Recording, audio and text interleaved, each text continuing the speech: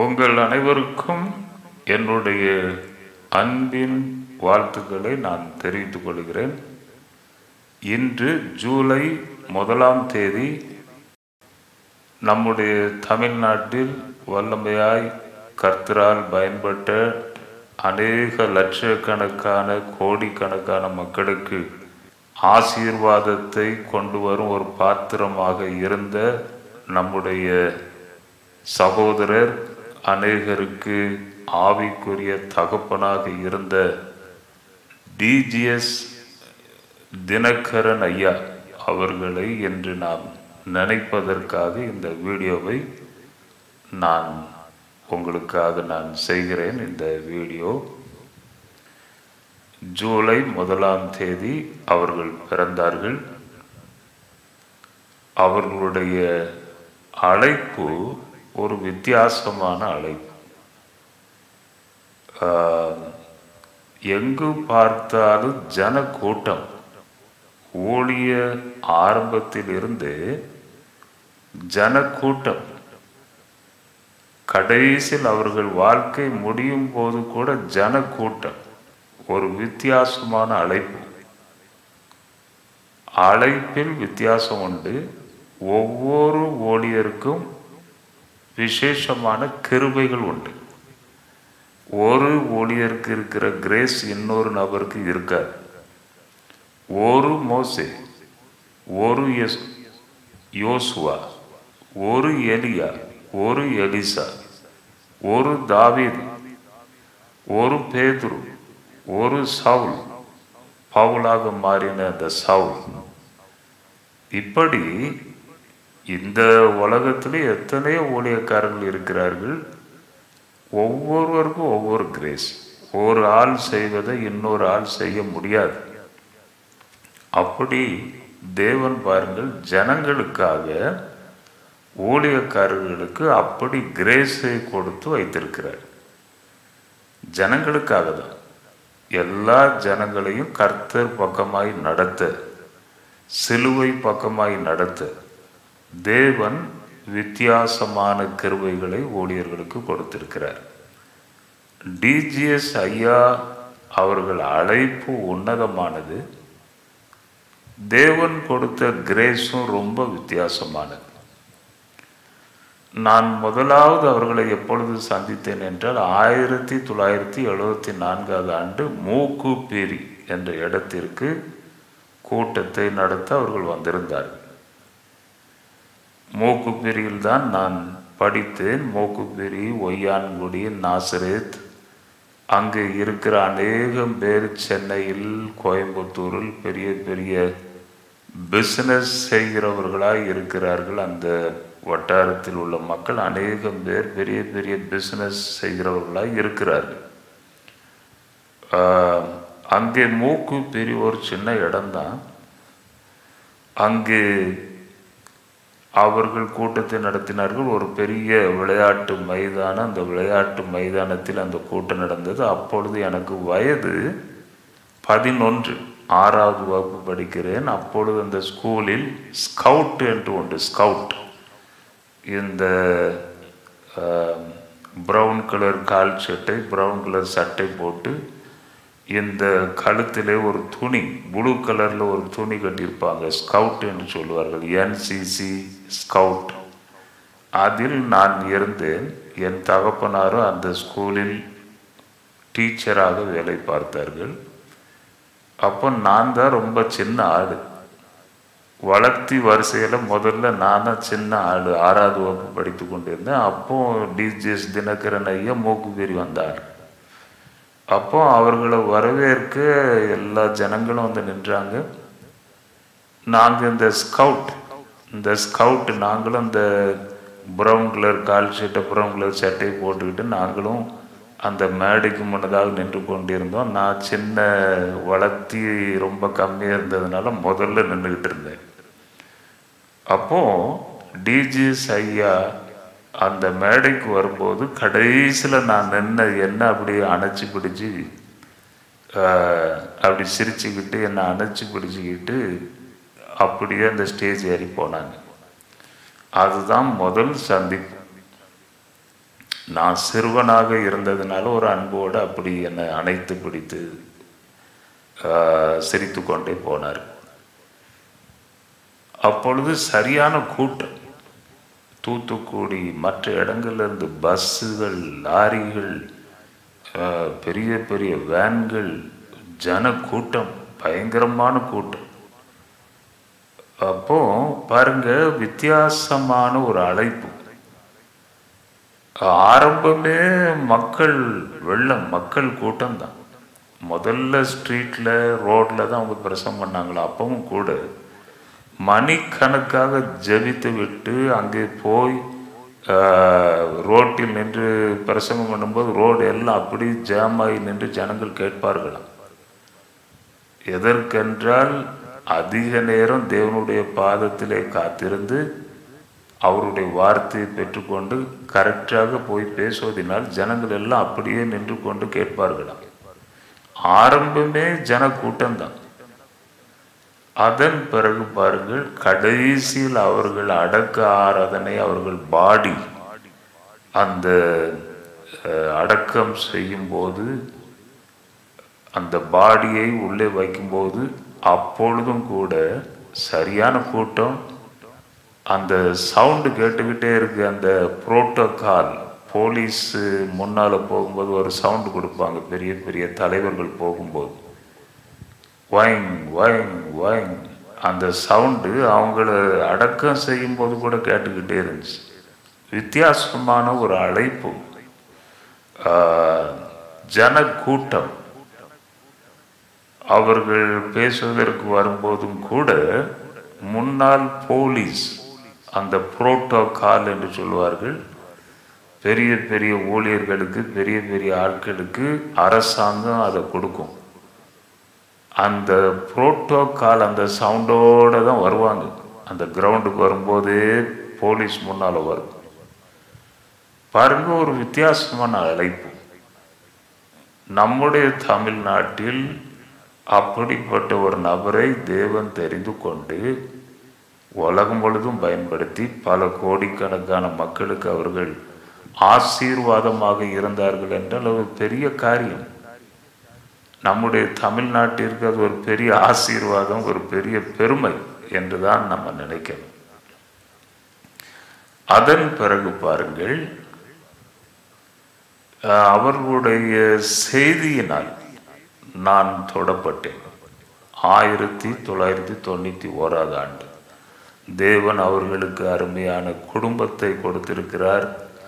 மகன் பால் தினகரன் ஐயா, மருமகள் எவாஞ்சலின் பால் தினகரன் அவர்கள். தினகரன் ஐயா அவர்களுடைய மனைவி ஸ்டெல்லா அம்மாள், ஸ்டெல்லா ரமோலா, சாமுவேல் பால் தினகரன், ஷாரோன், இவர்கள் எல்லாம் நல்ல பிள்ளைகளை தேவன் அவர்களுக்கு கொடுத்தார். இந்த ஃபேமிலி, தகப்பனை தேவன் வல்லமையாக பயன்படுத்தினார். அதே போல் அந்த ஃபேமிலி குடும்பங்கள் அவர்களையும் தேவன் பயன்படுத்தி வருகிறார். பால் தினகரன் ஐயா மேலே தினகரன் ஐயாவுக்கு ஒரு பெரிய அன்பு உண்டு. எப்பொழுதும் என்னை விட இன்னும் அதிகமாக என் மகன் பயன்பட வேண்டும் என்று விரும்புவார்கள். ஸ்டெல்லா அம்மா பயன்படுத்தினார் தேவன், எவாஞ்சலின் பால் தினகரன். இந்த ஃபேமிலி முழுவதையும் தேவன் பயன்படுத்தி வருகிறார். நம்முடைய தேவன் ஜெனரேஷனை ஆசீர்வதிக்கிற தேவன். ஜெனரேஷன் தலைமுறை தலைமுறை தேவன் பிளஸ் பண்ணுவார். ஆபிரகாம், நான் உன் சந்ததியை ஆசீர்வதிப்பேன். வானத்தின் நட்சத்திரங்களை எண்ண முடியுமா? நீ கடற்கரை மணலை எண்ண முடியுமா? அப்படியே உன் சந்ததி இருக்கும் என்று தேவன் சொல்லியிருக்கிறார். சந்ததி ஆசீர்வதிக்கிற தேவன். இதை கேட்டுக்கொண்டிருக்கிற சகோதரனே, சகோதரியே, கர்த்தரோடு உன் வாழ்க்கை கட்டப்பட்டு இருந்தால், ஒரு விசேஷமான ஒரு வாழ்க்கை நீ தேவனோடு இணைந்து இந்த உலகத்தில் வாழ்ந்தால் உன் சந்ததியும் ஆசீர்வதிக்கப்படும்.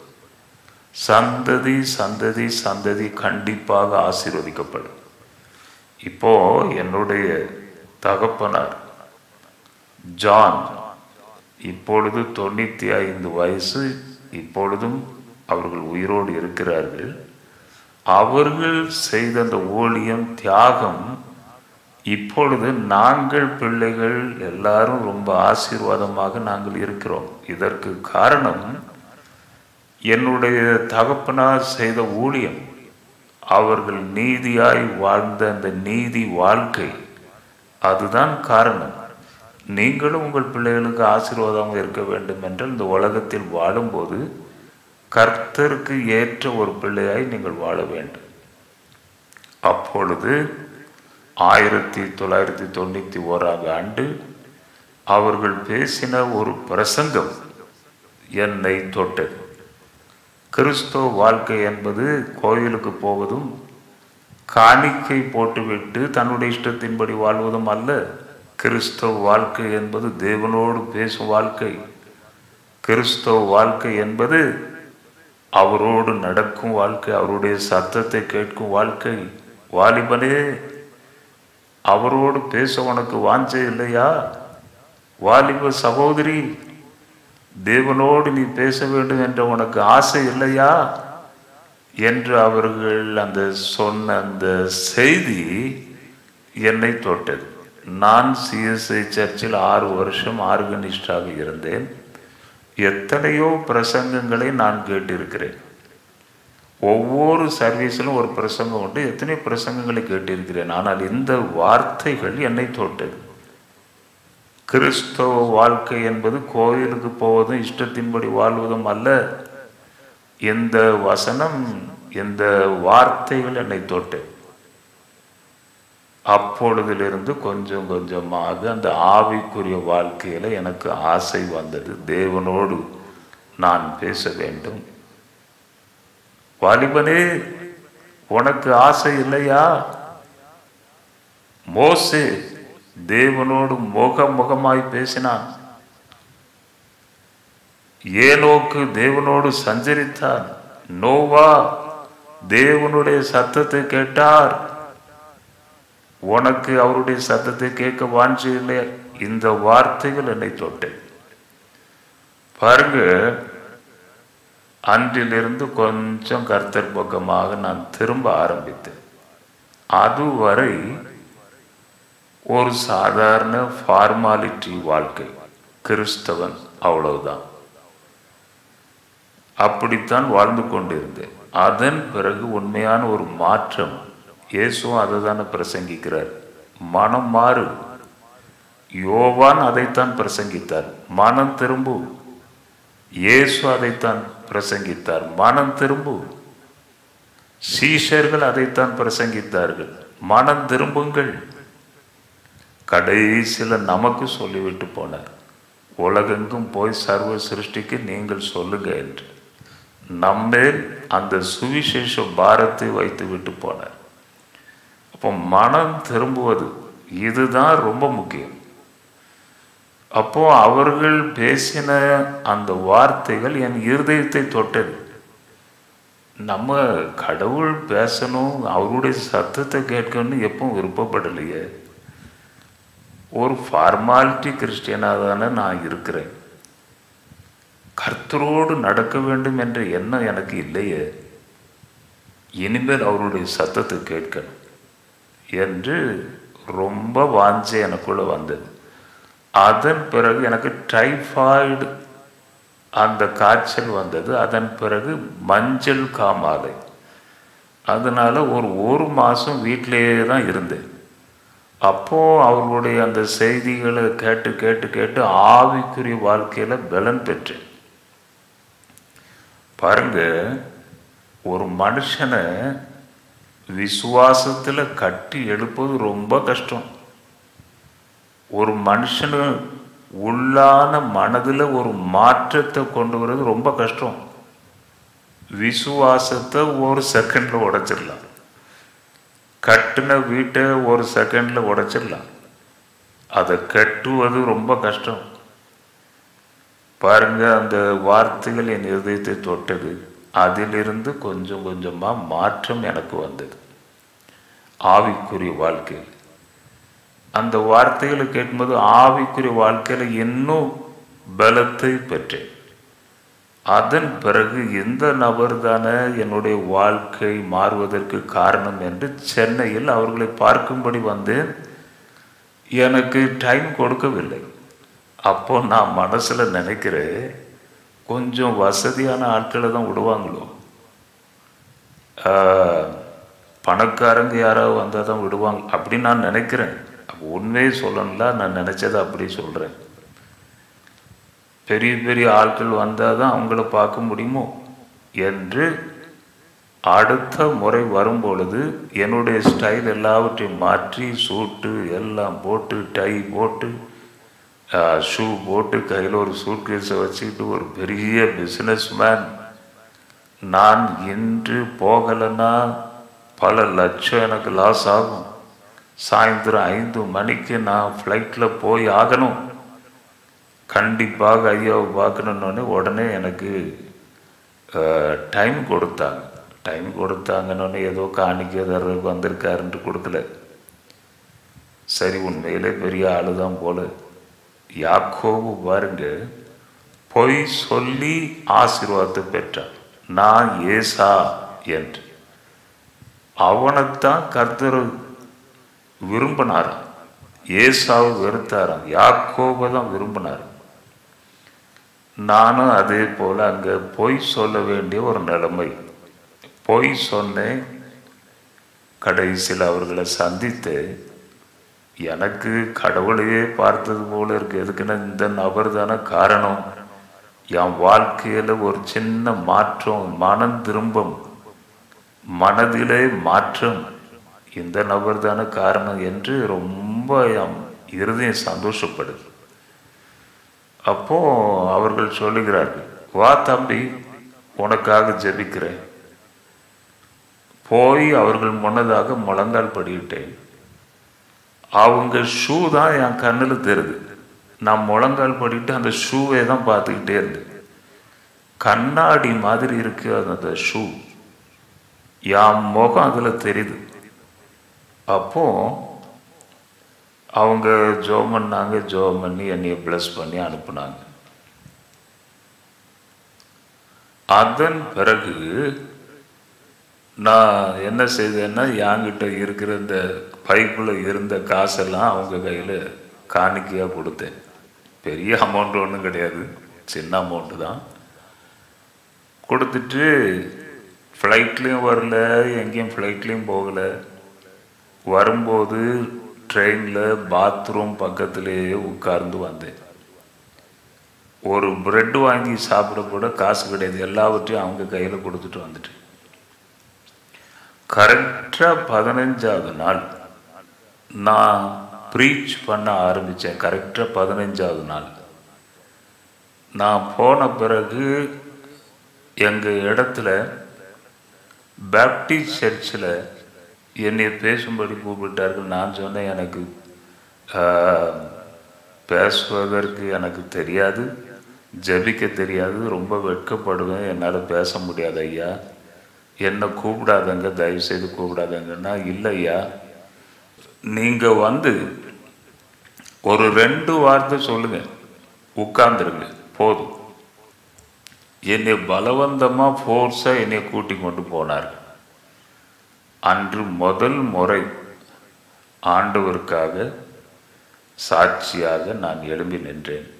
முதல் முறை ஐயாவிடத்தில் ஜெபம் பண்ணிவிட்டு போய் கரெக்டாக 15வது நாள். இது 2வது சந்திப்பு. பாருங்க, நான் ஏதாவது ஊழியம் பண்ணணும் அந்த எண்ணத்தோடு நான் போகலை. அவங்கள பார்க்கணும். இந்த நபர் தானே நம்ம மனமும் மனது கொஞ்சம் மாறுவதற்கு இந்த ஆளு தானே காரணம். அந்த அன்புனால தான் நான் அவங்கள தேடி போனேன். ஆனால் 15வது நாள் நான் பேசும்படி தேவன் எனக்கு கிருபை செய்தார். இந்த நிகழ்ச்சியில் நான் அவர்களோடு என்னுடைய வாழ்க்கை தொடர்பு சம்பந்தம் இதை சொல்லி அதையெல்லாம் ஞாபகம் செய்வதற்காகத்தான் இந்த வார்த்தைகளை நான் உங்களுக்கு சொல்லுகிறேன். அதன் பிறகு நானும் என் மனைவியும் அந்த பவர் மினிஸ்ட்ரி அங்கே போய் நாங்கள் பங்கு பெற்றோம். ரொம்ப பிரயோஜனமாக இருந்தது. அப்பொழுது நான் டிஜிஎஸ் தினகரன் ஐயாவை நான் அங்கே சந்திக்கும் போது சொன்னேன், ஐயா வரங்களுக்கு வாங்க ஐயா, உங்களை நல்லா நாங்கள் கவனித்து கொள்வோம், நீங்கள் வாங்க ஐயா என்று சொன்னேன். அவர்களும் அன்போடு சரி என்று ஒத்துக்கொண்டார்கள். 1999 ஆண்டு அங்கே வாரங்கள் என்ற இடத்திற்கு குடும்பமாய் பால்தினகரன் ஐயா, ஸ்டெல்லா அம்மா, எவாஞ்சலின் பால்தினகரன் எல்லாரும் ஃபேமிலியாக வந்திருந்தார்கள். ஹைதராபாத்தில் ஏர்போர்ட்டிலிருந்து அவர்களை கூட்டிக் கொண்டு வரும்போது நான் தான் கூட்டிக் கொண்டு வந்தேன். அவர்களுக்கு தனி கார், பின்னால் ஒரு காரில் நான் அவர்களை வாட்ச் பண்ணி அவர்கள் பின்னாலே அவர்களை 150 கிலோமீட்டர் தூரம் அவர்களை கூட்டிக் கொண்டு வந்தேன். அவர்களுக்கு எல்லா வேலைகளையும் நான் செய்தேன். அந்த நேரத்தில் கார் டிரைவிங் பண்ணி கூடவே இருந்து ஒரு பெரிய ஒரு அசைவு, ஆவியானவருடைய ஒரு அசைவு, ஆவியானவருடைய கிரியை நான் பார்க்க முடிந்தது. ஒரு இந்து சகோதரர் தன் வீட்டையே காலி செய்து அவர்களுக்கு கொடுத்து விட்டு போய்விட்டார் வெளியே. அவர் எம்எல்ஏ ஆக இருந்த நபர் தான் வீடு முழுவதையும் காலி செய்து அவர்களுக்கு கொடுத்து விட்டு போய்விட்டார். பிறகு ஐயா போன பிறகு திரும்ப அந்த வீட்டிற்கு அவர் வந்தார். அப்படி வேறே மதத்தை சேர்ந்தவர் கூட அவர்கள் மேல் அவ்வளோ அன்பு வைத்திருந்தார்கள். பிறகு சில பட்டணங்களுக்கு போகும்போது நான் பார்த்திருக்கிறேன், அந்த ஏரியாவில் இருக்கிற எம்எல்ஏ எம்பிஸ் வந்து அவர்களுடைய கால்களை பிடித்து கொண்டு அழுவார்கள். நான் பார்த்திருக்கிறேன் அதை. எங்கேயாவது கூட்டத்திற்கு போனால் அந்த சிட்டி ஆண்டவருடைய பிரசன்ஸ் அந்த கட்டுப்பாட்டிற்குள்ளே இருக்கும். 3 நாட்கள் அந்த சிட்டியில் அவங்க இருந்தால் அந்த 3 நாட்கள் அப்படி பிரசன்னத்தோடு அந்த சிட்டி இருக்கும். இதெல்லாம் நான் பார்த்திருக்கிறேன், அனுபவித்திருக்கிறேன் அவர்களோடு நான் இருக்கும்போது. அப்போது நாங்கள் இருக்கிற அந்த வாரங்கள் என்ற இடம் அப்பொழுது ஃபுல் நக்சலைட்டுகள் இருந்த இடம். வாரங்கள் என்றாலே நக்சலைட் ஹெட் குவார்ட்டர் என்று சொல்லுவார்கள். தினமும் ரத்தம் சிந்துவது அங்கே நடக்கும். போலீஸ் அவர்களை கொள்ளுவாங்க, அவர்கள் போலீஸ் வைப்பாங்க, பாம்பு வைப்பாங்க, சுடுவாங்க, கன் துப்பாக்கியால், இப்படிலாம் எப்பவும் பிரச்சனை நடந்துக்கிட்டே இருக்கும். அந்த நேரத்தில் தான் அவங்க மீட்டிங் அங்கே நடத்தணும். ஆனாலும் ஒரு சின்ன நபர் கூட வந்து எதற்கு நடத்துகிறீங்க, என்ன செய்கிறீங்கன்னா ஒரு ஆள் கூட கேட்கல. எல்லாரும் சப்போர்ட் பண்ணாங்க. எல்லாரும் வந்து மீட்டிங்கில் கலந்து கொண்டாங்க. ஒரு தடவை அந்த கூட்டத்தில் சாயந்தரம் போய் அந்த கிரவுண்டை பார்ப்பதற்கு நான் போயிருந்தா அப்போவுமே பிசாசுகள் அலறி கொண்டு கிடக்கின்றன.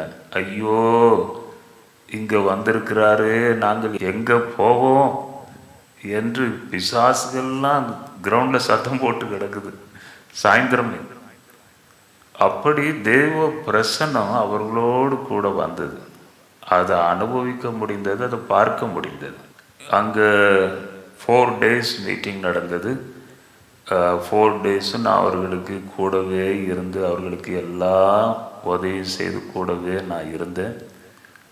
அவர்களுக்காகவே ஒரு புது கார் ஒன்று நாங்கள் வாங்கினோம். எனக்கு ஒரு அண்ணன், எனக்கு ஒரு தம்பி, நான் 3 பேரும் வாரங்கள் என்ற இடத்துல தான் பிஸ்னஸ் பண்ணுறோம். காண்டஸா கார் அவங்களுக்கு ரொம்ப பிடிக்கும் என்று அந்த கார் புதுசாகவே வாங்கினோம். வாங்கி அவர்களை 4 நாட்கள் அந்த காரில் அவங்கள கூட்டி கொண்டு வருவது போவது, திரும்ப கடைசியில் ரயில்வே ஸ்டேஷனில் அவர்களை ட்ரெயின் ஏற்றி அனுப்பி வைத்தோம் வரும்போது. அப்போ ரயில்வே ஸ்டேஷனில் அவங்கள நான் தான் இடுப்பில் அப்படி கையை போட்டு அவங்கள கூட்டி கொண்டு வருகிறேன். வந்தால் ரயில்வே ஸ்டேஷன் முழுசும் எப்பா அந்த ட்ரெயின் ஏற்றுறதுக்குள்ளே கடும் பாடாயிட்டு. அங்கே நிலக்கடலை விற்கிறவன், பட்டாணி விற்கிறவன், ரயில்வே ஸ்டேஷனில் இருக்கிறவங்களாம் இவரை பார்த்த உடனே, நம்ம ஐயாவை பார்த்த உடனே டிவியில் வருவாங்க அவங்க தானே அப்படின்னு சொல்லிட்டு உடனே அந்த கூடை அவங்க சேல்ஸ் பண்ணுற அந்த கூடையெல்லாம் பக்கத்தில் வச்சுட்டு நேரே வந்து அவங்க காலை வந்து பிடிச்சிக்கிடுறாங்க. அப்போ ரொம்ப கஷ்டப்பட்டு தான் அவங்கள அந்த ட்ரெயினில் ஏற்ற முடிஞ்சிச்சு. ட்ரெயினில் போய் உட்கார்ந்தோடனே 2 கையையும் கூப்பிட்டு எனக்கு நன்றி சொன்னாங்க, கூடவே இருந்து பார்த்த தம்பி என்ன என்று. அதன் பிறகு வரங்கல்லேருந்து புறப்பட்டு சென்னைக்கு வந்து சென்னையில் சேர்ந்த உடனே காலையில் 7 மணிக்கு கால் வருது. தம்பி 4 நாள் என் கூடவே இருந்து நல்லா கவனிச்ச தம்பி, முதல் ஃபோன் உனக்கு தான் பண்ணுறேன் தம்பி, ரொம்ப நன்றி தம்பி, ரொம்ப நன்றி தம்பி. அப்போ அன்பை பற்றி பிரசங்கம் பண்ணாங்க. இந்த அன்பையும் அவங்கக்கிட்ட பார்க்க முடிந்தது. நான் எங்கே போனாலும் எந்த ஊழியக்காரரோடு பழகினாலும் அங்கே அன்பு இருக்கிறதா என்று முதல்ல பார்ப்பேன். அன்போடு கூடுறாங்களா, அன்பு இருக்கா? வேதத்தில் என்ன சொல்லப்பட்டு இருக்கிறது? எல்லா வரங்களும் இருந்தாலும் அன்பு இல்லைன்னா ஒன்றுமே இல்லை, எல்லாம் முடிஞ்சு என்று சொல்லப்பட்டு இருக்கிறது. ஆதலால் எங்கு போனாலும் அங்கே அன்பு இருக்கிறதா என்று நான் பார்ப்பது என்னுடைய வழக்கம். அன்பு இருந்தால் எந்த சின்ன இடமா இருந்தாலும் நான் போயிடுவேன். ஆமாம், இப்போ பக்கத்தில் கூட 1 மாதத்துக்கு முன்னால் ஒரு அம்மா, ரொம்ப ஏழை தாய், என் சர்ச்சுக்கு வரணும் என் சர்ச்சுக்கு வரணும்னு சொல்லி அந்த வெயில் நேரத்தில், அந்த வெயில் தலை சுற்றி கீழே விழுந்துருவாங்க, அவ்வளோ வெயில். அந்த வெயில் நேரத்தில் கூட என்னை தேடி தேடி வந்து ஐயா வரணும் ஐயா வரணுயான்னொன்னே 1 மாதத்திற்கு முன்பதாக அவங்க சர்ச்சுக்கு நான் போயிருந்தேன். கடைசியில் வரும்போது என் காரில் ஏறி உட்காரும்போது 2 500 நோட்டு என் பைக்கில் கொண்டு, என் பையை பிடிச்சி என் பைக்கில் கொண்டு அந்த அம்மா வச்சாங்க. அன்புக்காக போனேன். அங்கே ஏதாவது காணிக்க தருவாங்கன்ட்டு போகலை. ஆனால் அந்த அன்போடு அந்த 1000 ரூபா என் பையில் கொண்டு வச்சது எனக்கு ஒரு 1 கோடி ரூபா கொடுத்தது போல இருந்துச்சு. அப்போ அன்பு தான். அன்பு இருக்கா? அன்பை பார்ப்பது கஷ்டமா இருக்கு ரொம்ப. இவ்வளவு பெரிய ஒரு ஆளு, உலகத்தையே அசைச்ச ஆளு, ஆங்கிலத்தில் பேசினா என்ன அழகா பேசுவாங்க. எனக்கு ஆங்கிலமே வராது, சரியாக பேச தெரியாது. அப்போ என்ன ஒரு பொருளை அவங்க நினைக்கணும்னு அவசியமே கிடையாது. நான் ஒரு தூசி, ஒரு குப்பை, ஒன்றுக்கு உதவாத ஒரு மனுஷன். என்கிட்ட எந்த டேலண்ட்டும் இல்லை. பாருங்க, எனக்கு ஃபோன் பண்ணி என்ன அவசரம்? காலையிலே 7 மணிக்கு எனக்கு ஃபோன் பண்ணி நன்றி சொன்னாங்க. எனக்கு உண்மையிலே ஒரு அன்புள்ள ஆளுதான்ப்பா என்று நினச்சேன். கொஞ்சம் ஆசீர்வதிக்கப்பட்டால் தான் கண்ணு தெரியாத, கொஞ்சம் உயர்ந்த பிறகு பக்கத்தில் கூட போக முடியாது. ஆனால் அன்பை பற்றி பேசுவாங்க, மனதுருக்கம், அந்த அன்பும் அவங்கக்கிட்ட நான் பார்த்துருக்கிறேன். அதனால் இந்த நாளில் அவர்களை நம்ம ஞாபகம் செய்து கொள்ளணும். எதற்கென்றால் நம்முடைய தமிழ்நாட்டில் தமிழ் பாஷை அங்கிருந்து உலகம் முழுவதும் போய் உலகத்தையே அசைத்த ஒரு பெரிய தீர்க்கதரிசி. அவர்களுக்கு சபை இல்லை, எப்பொழுதும் சபையை போய் அவங்க டிஸ்டர்ப் பண்ணலை. எங்கே கூட்டம் ஜாஸ்தியாக வருதுன்னு சொல்லி பக்கத்திலே போய் ஒரு சபையை போட்டு யாருக்கும் அப்படிலாம் டிஸ்டர்ப் பண்ணலை. அவங்க அழைப்புல கரெக்டாக போனாங்க. அவங்க சுவிசேஷகனாக இருந்து சாதாரண சுவிசேஷகன் சொல்லுவாங்க. ஆனால் உலகம் முழுசும் அவர் தீர்க்கதரிசி என்று அக்செப்ட் பண்ணிச்சு. ஜனங்கள் அக்செப்ட் பண்ணணும் அவர் தீர்க்கதரிசி என்று. அதன் பிறகு அப்போஸ்தலர் அந்த லெவலுக்கு கர்த்தர் கொண்டு வந்து அவர்களை மகிமைப்படுத்தினார். அப்போ இந்த தாழ்மையையும் நான் அவர்களிடத்தை பார்க்க முடிந்தது. எனக்கு அன்பானவர்களை, இன்று அந்த பிறந்த நாள் ஜூலை 1ஆவது நாள் உண்மையிலே அவர்களை நாம் நினைத்து ஞாபகம் செய்து கர்த்தரை துதிக்க வேண்டும். தேவன் அவர்கள் மூலமாய் செய்த காரியங்கள், ஜனங்கள் தேற்றப்பட்டார்கள், ஆவிக்குரிய வழியிலே முன்னேற்றம் அடைந்தார்கள் ஜனங்கள். இதையெல்லாம் நம்ம என்ன செய்யணும்னா நினைத்து பார்க்கணும், கண்டிப்பாக நினைத்து பார்க்கணும். ஆதலால் என்னோடு கூட சந்தோஷப்படுகிற ஜனங்கள், என்னோடு கூட என்று இந்த பெரிய ஊழியக்காரர் டிஜிஎஸ் தினகரன் ஐயாவை நினைக்க நீங்கள் எல்லாரும் என்னோடு சேர்ந்து அவர்களை நினைப்போம். அந்த கிருபை, அந்த ஆசீர்வாதங்கள் நம்முடைய சந்ததி மேலேயும் வரட்டு. அவர்கள் கண்ணீரோடு ஜெபித்த ஜெபங்கள், நமக்காக கர்த்தருடைய பாதத்திலே காத்திருந்து பேசின வார்த்தைகள், இவைகள் எல்லாவற்றையும் நினைத்து நாம் கர்த்தரை துதிக்க வேண்டும் என்று, அதற்காகத்தான் இந்த வீடியோ. அதன் பிறகு பாருங்க, அங்கே கூட்டம் முடிந்தது. நாங்கள் வாரங்கள் என்ற இடத்துல அதை சொன்னேன் உங்களுக்கு. எப்போ ஆந்திர பிரதேசத்துக்கு வந்தாலும் என்னுடைய ஜெர்மன் கார் 2 காரை நான் அவர்களுக்காக அனுப்புவேன். ஒன்று பென்ஸ் கார், அடுத்தது ஆடி Q7.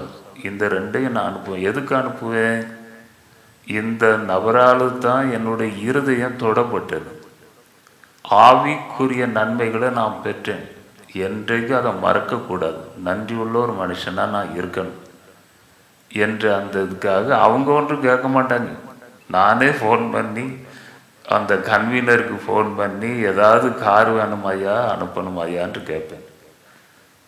அனுப்புங்க சார் அப்படின்னு சொல்லுவாங்க, அனுப்பி வைப்பேன். அப்படி நான் செய்து கொண்டு வந்தேன். ஒரு தடவை ராஜமந்திரி வந்திருந்தார்கள். ராஜமந்திரி அங்கே என்னுடைய காரை அனுப்பி வைத்திருந்தேன். கடைசி நாள் கூட்டத்தில் நானும் பங்கு பெற போயிருந்தேன். அடுத்த நாள் அவர்கள் ஏர்போர்ட்டு போக வேண்டும். ஏர்போர்ட்டிலிருந்து அவர்கள் தனி விமானம், சிறு விமானத்தில் அந்த ஃபேமிலி எல்லோரும் வந்திருந்தாங்க. அவங்க தனி விமானத்தில் போகணும். ஏர்போர்ட்டு வரைக்கும் போகிறாங்க. நான் பின்னால் ஒரு ஜீப்பில் உட்காந்து போய்கிட்டு இருக்கேன். ஜீப்பில் தலைலாம் அடிக்குது. ஜீப்பு உங்களுக்கு தெரியும்ல, அவ்வளோ ஆக்ஷன் இருக்காது. கொஞ்சம் அசைஞ்சாலும் ரொம்ப ஆளை குலுக்கின மாதிரி இருக்கும். அப்போது அந்த ஏர்போர்ட்டு பக்கத்தில் அங்கே போன பிறகு அவங்க என்னை பார்த்துட்டாங்க. பார்த்து, தம்பி இங்கே வாங்க அப்படி, எனக்கு காரை கொடுத்துட்டு ஜீப்லேயே வர்றீங்க நீங்கள் அப்படின்னு சொல்லிட்டு, கண்டிப்பாக ஹெலிகாப்டர் வாங்கணும் நீங்கள் என்று சொல்லி சிரித்து கொண்டு சொல்லி கொண்டு போனார்கள். அதற்கு பிறகு நான் அவர்களை பார்க்கலை. பார்த்தது அதான். அதுக்கு பிறகு ஃபோனில் பேசியிருக்கிறேன். அப்போ ஒரு நல்ல ஊழியக்காரர்கிட்ட என்ன நல்ல காரியங்கள் இருக்குதோ அதையெல்லாம் நம்ம என்ன செய்யணும்? நம்ம அது ஆசைப்படணும், அதை பெற்றுக்கொள்ள. பாருங்க, ஏலியா உனக்கு என்ன வேண்டும் என்று கேட்குறான் எலிசா கிட்ட. அப்போ எலிசாவுக்கு கொஞ்சம் பிடிக்காத காரியங்களும் இருந்திருக்கலாம். ஏதாவது சில நேரத்தில் சத்தம் போட்டிருக்கலாம் ஏலியா, இல்லைன்னா சாப்பாட்டு விஷயத்தில் என்னைக்காவது கோவப்பட்டிருக்கலாம், இல்லைன்னா எங்கேயா பிரயாணம் போகும்போது ஏதாவது ஒரு சின்ன அவன் மேலே ஏதாவது கோவப்பட்டிருக்கலாம். ஏலியா கிட்ட பிடிக்காத காரியங்கள் கூட இருந்திருக்கலாம். மனுஷன் தானே, மனுஷனாக தானே இந்த உலகத்தில் நம்ம இருக்கிறோம். எப்பவும் மண்ணிலிருந்து உண்டாக்கப்பட்டோம். மண்ணிலிருந்து மனுஷனை தேவன் எடுத்தாருங்கிறத மறக்கக்கூடாது. அப்பந்தான் நம்மளை தாழ்த்துவதற்கு நமக்கு மனசு வரும். தாழ்த்துகிற ஒரு மனுஷன் உயர்த்தப்படுவான். ஆதலால் பாருங்க, ஆனா அந்த எலிஷா என்ன கேட்கிறான்? கரெக்டா பிடிக்கிறான். உமக்குள் இருந்த வரம் 2 மடங்கு எனக்கு வேணும். என்னப்பா, அவன் எதிர்பார்க்கல. நான் யூஸ் பண்ண கழுதையை கேட்பான்னு நினச்சேன், நான் யூஸ் பண்ண அந்த கட்டில் எதையாவது கேட்பான்னு நினச்சேன். ஒன்றையும் கேட்கல. கரெக்டாக அவன் கேட்குறான், உமக்குள் இருந்த வரம். வானத்தை அப்படி பார்த்த உடனே அக்னி இறங்கி வந்துச்சுல்ல, அந்த வரம். ஏலியா செய்த அற்புதங்கள். மழை வேண்டான்னா நிற்குமா? மழை பெய்யட்டுனா மழை பெய்யுமா? அந்த வரம் எனக்கு 2 மடங்கு எனக்கு வேண்டும். அப்போ நாமும் கூட நமக்கு முன்பதாக வாழ்ந்த நம்முடைய நல்ல ஊழியக்காரர்களிடத்திலிருந்து சில காரியங்களை நம்ம கற்றுக்கொள்ளணும். எனக்கு டிஜிஎஸ் ஐயா அவருடைய வாழ்க்கையில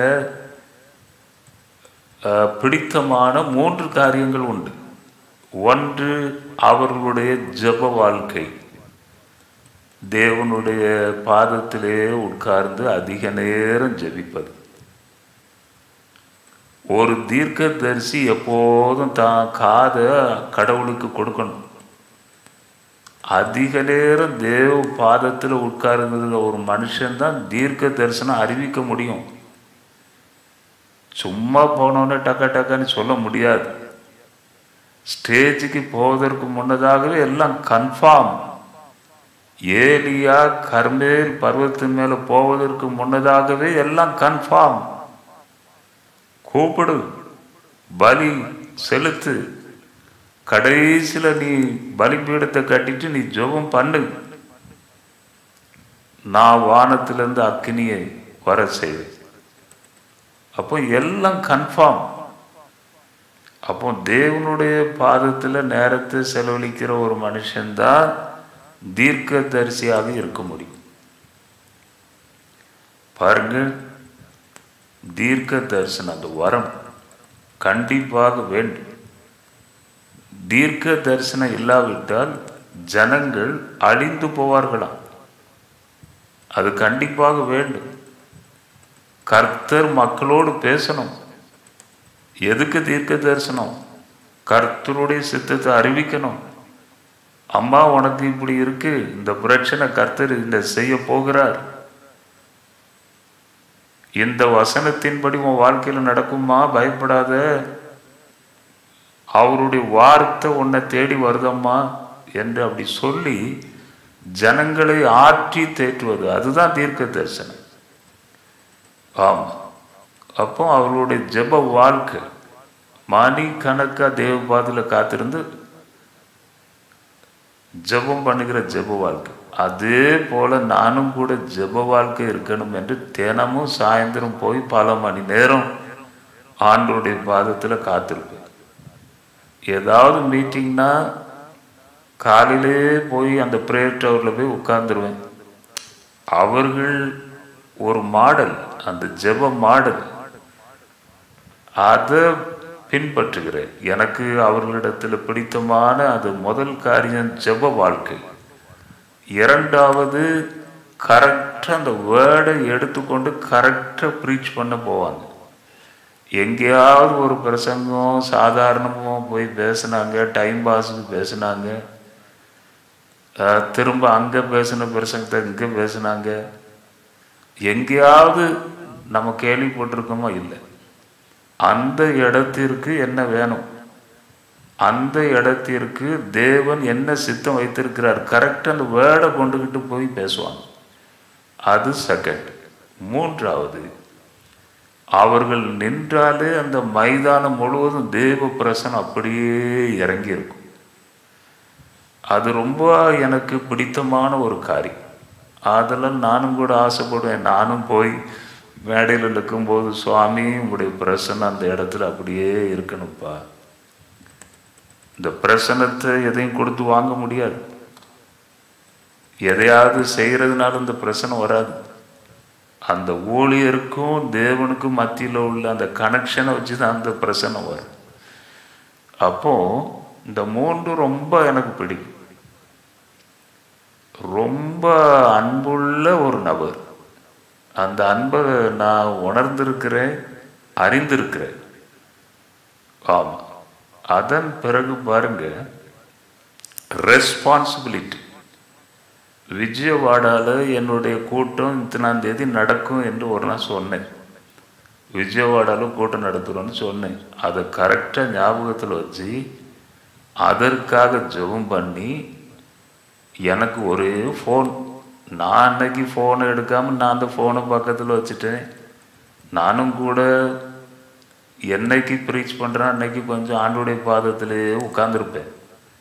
நானும் கூட அதை பார்க்கல. சாயந்தரம் 6 மணிக்கு பார்த்தா ஏகப்பட்ட மிஸ்டு கால் இருக்கு. என்னன்னு பார்த்தா, தம்பி தினகரன் பேசுகிறேன் தம்பி, இந்த ஃபஸ்ட் டே இன்னைக்கு கூட்டம் கொஞ்சம் சாதாரணமாக தான் இருக்கும், நாளை மறுநாள் ஃபுல் க்ரௌட் இருக்கும், கர்த்தர் ஒன்றை நல்லா பயன்படுத்துவார் தம்பின்னு சொல்லி ஃபோனில் சொன்னாங்க. ரெஸ்பான்சிபிலிட்டி. எதையாவது ஒன்று சொல்லிட்டோன்னா அதை ஜெபம் பண்ணி ரெஸ்பான்சிபிலிட்டி உள்ள ஒரு நபர். அதே போல் 80,000 பீப்புள் அந்த விஜயவாடா மீட்டிங்க்கு வந்திருந்தாங்க. அப்போ இப்படிப்பட்ட ஒரு நபர் இன்னும் அவர்கள் வாழ்ந்திருந்தால் நல்லா இருக்குன்னு தான் எவ்வளோ ஆசைப்பட்டோம்.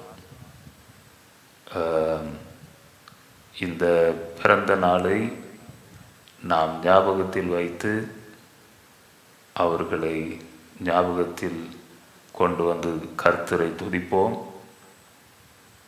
பிறகு எத்தனையோ மக்களை அவர்கள் ட்ரைனிங், பவர் மினிஸ்ட்ரி ட்ரைனிங் பண்ணார்கள்.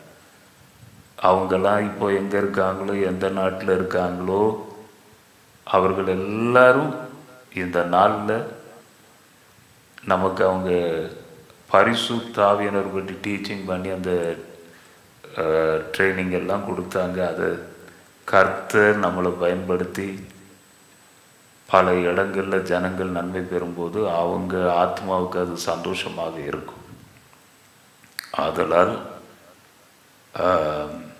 இன்று அவர்களை நாம் நினைப்போம், கர்த்தருக்கு நன்றி சொல்லுவோம், அவர்கள் ஃபேமிலிக்காகவும் நாம் ஜெபிப்போம். கர்த்தர் தாமே இந்த வார்த்தைகளை ஆசீர்வதிப்பாராக. ஸ்தோத்திரம் டாடி. இந்த நேரத்திலே நாங்கள் ஜெபிக்கிறோம். எங்கள் அருமை சகோதரர், அநேக மக்களுக்கு ஆவிக்குரிய தகப்பனாக இருந்த டிஜிஎஸ் தினகரன் ஐயாவை நாங்கள் நினைக்கிறோம் இந்த நாளில். ஸ்தோத்திரம். அவர்கள் மூலமாய் எவ்வளோ ஆவிக்குரிய நன்மைகளை பெற்றோம். அந்த ஃபேமிலி எல்லாரையும் நீர் பிளஸ் பண்ணும், அவர்களையும் நீர் பயன்படுத்தும். அவர்கள் மூலமாய் ஆவிக்குரிய நன்மைகளை பெற்ற லட்சக்கணக்கான மக்கள், அவர்களையும் பிளஸ் பண்ணும்.